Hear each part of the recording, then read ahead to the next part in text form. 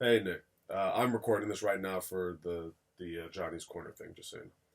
So also sorry this took me so long to respond. I am beyond busy out here, but it was good talking to you before, and I'm looking forward to setting up the stuff with Johnny Gold. But yeah, I think it'd be really cool to know like how you're doing. I know that you told me a little bit about how comedy's been going. You've been expanding and everything, but yeah, it would be just cool to catch up. And again, recording this so you're aware.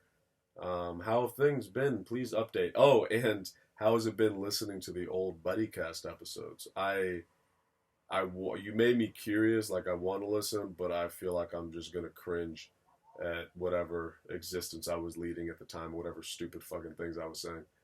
But yeah, man, looking forward to hearing from you. Hi, Aaron. Thanks for having me contribute to Johnny's Corner of your podcast. I appreciate it. So, I think I'll first start off and kind of talk about the whole, buddy cast thing. And first of all, I do want to say I'm only listening to episodes 1 through 19 because that to me is like the really classic, buddy casts episodes, the podcast episodes. And it kind of, you might be wondering how it came about. First, I was kind of going down memory lane on YouTube on your buddy system YouTube channel, and you had a lot of videos on there, kind of when the highway was at its peak, and and you had like a good video called like pre-mic happenings and stuff like that. So it's kind of fun. Showing you kind of walk around, show you barking, talk to comics, get their social media. There are some videos where you're interviewing people, which is fun because like I know who those people are, stuff like that. And I don't really see them anymore at mics. So there's that thing. The problem though is that with me myself, I was barely doing a few mics at the Hideaway during that time, and I really started becoming more entrenched in the Riverside scene once you guys got Worthingtons. So, and then kind of when I started in the Riverside scene in about April 2018, like a little bit after you guys started doing the buddy casts.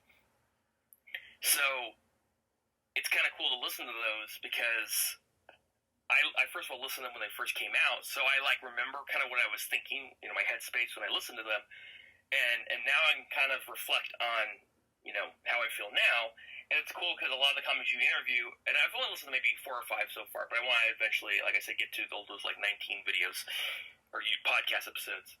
It's kind of cool because I've gotten to know a lot of those comics way better, and also kind of see how people have changed too, which is interesting.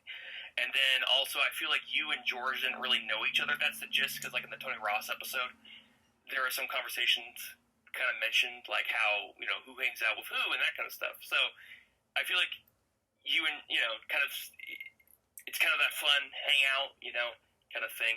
And I think, on a sour note, I feel like, and this is probably nostalgia speaking, rose-tinted glasses, back then, we were all trying to get better, but there was that hangout aspect was such a big part of it, and I feel like those episodes kind of represented that, and I feel like now there's less of it, like it's just less fun, and it's more splintered and that kind of stuff, but it's cool listening to those, going back to them, and now I like to call a bird's eye view of everything, like Paul Antonio mentioned a few people in his episode, and like I kind of know who those people are because now I've kind of mingled more, and things like hate to say it, but the pandemic did kind of put more scenes together. Like everyone's kind of, there's more of an exchange and people going to other scenes that maybe wouldn't have before.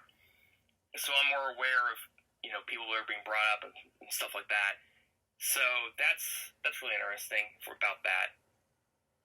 As far as, branching out, and again, so that's, I guess, an extension too. I am trying to branch out more, trying to do more stuff in OC, where I can, and there's actually more shows and stuff that are welcoming to people who are not,